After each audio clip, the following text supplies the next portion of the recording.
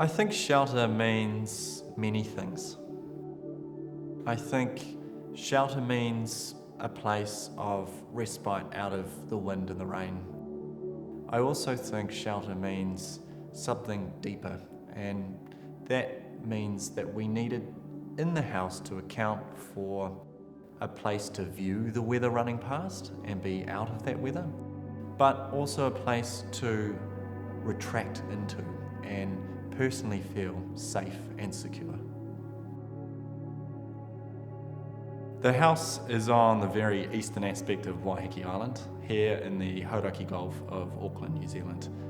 The eastern side of the island is less densely populated, made up of mainly farmland and native bush. There is a real sense of journey in arriving here.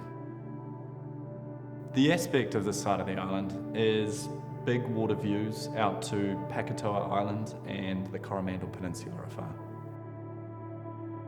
The clients that owned the site for a decade before we had started work, the sense of being in the outdoors and entertaining up on that exposed ridgeline was really important to them. They had used the site also as a place of respite from their intensely urban lives. These things really lay the foundations for the home. This meant we were tasked with providing a wonderful platform for entertaining that didn't need the guest wings and the en-suites that go with all of the normal urbane luxuries. What this meant is we were designing small and specific. We think it takes a certain braveness to choose quality over scale. It's not that often that we make 1.5 bedroom residences. The home is made up of 2 pavilions. In plan, these are slightly offset from one another. The seaward pavilion is framed by a piece of landscape that rises up out of the ground. The way the stone wall is shaped, it curves around you to hold you. We have glass to all 3 sides. That glass butterflies outwards and reveals a lovely connection with the lawn at your feet. Conceptually, we'd thought about the house as a canopy propped high at the mouth of a cave. The home is not made of crisp white paint. It is rather understood as a piece of landscape rather than building.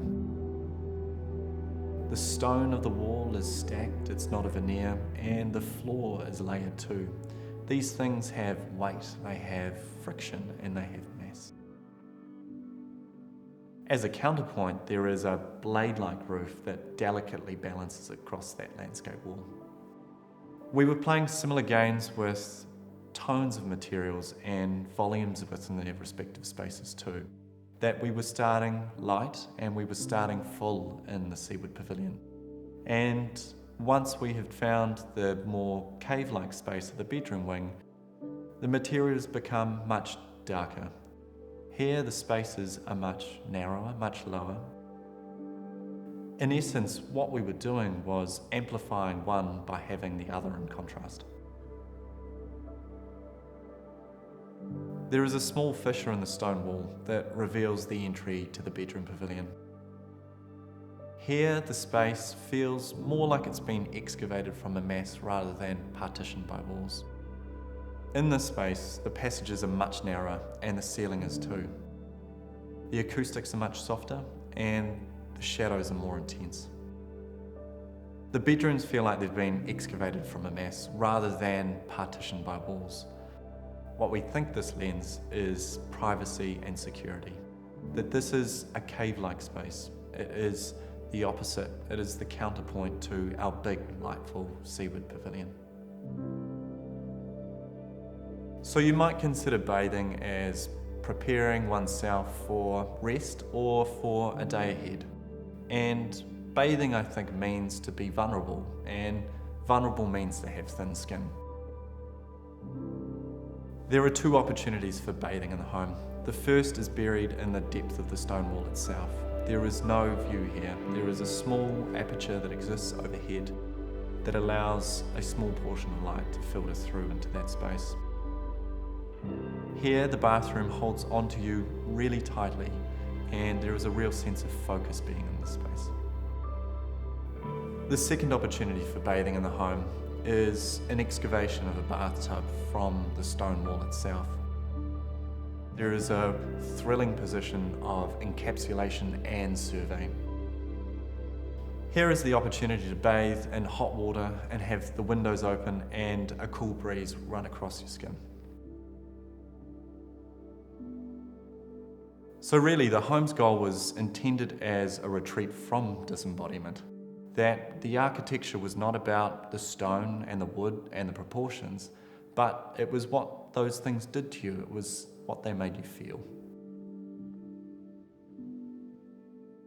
The act of being here in the house is just so centering, it's so peaceful. And even though the view is the most significant thing upon arrival, having spent time here, it becomes the least. It is really just a backdrop. What the home is really trying to do is tune you towards the wind and the rain and the kanuka. I think the wonderful thing about a glass-sided house is your environment becomes part of your living room. The thing that was really important is that you did feel as equally comfortable on the big sunny day with the doors flung open as you did on the stormy day with the doors closed and you being curled up with a cup of coffee on the sofa. The home was a vessel for experiencing all of those things. It was there to amplify what already existed. I think there is a wonderful moment when the pavilion is in darkness and there is a flicker of the flame at the base of the stone wall. The home is made with real materials, the stones, the woods, the brass. What we hope is, in 100 years, those things have all got better and not worse. What we hope is that nature has started to take the home back over. That the home's surfaces show and reveal the history of the home's use. That it will be better then than on day one.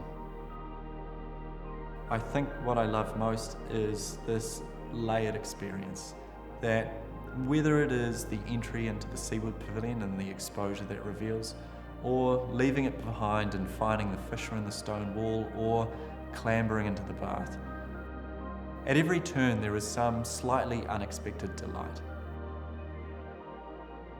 The thing I'm most proud of is actually felt at the time of departure. Upon your arrival here, the view is everything. When you leave the house, I feel it's the least significant. I think this means the house is doing what it was intended.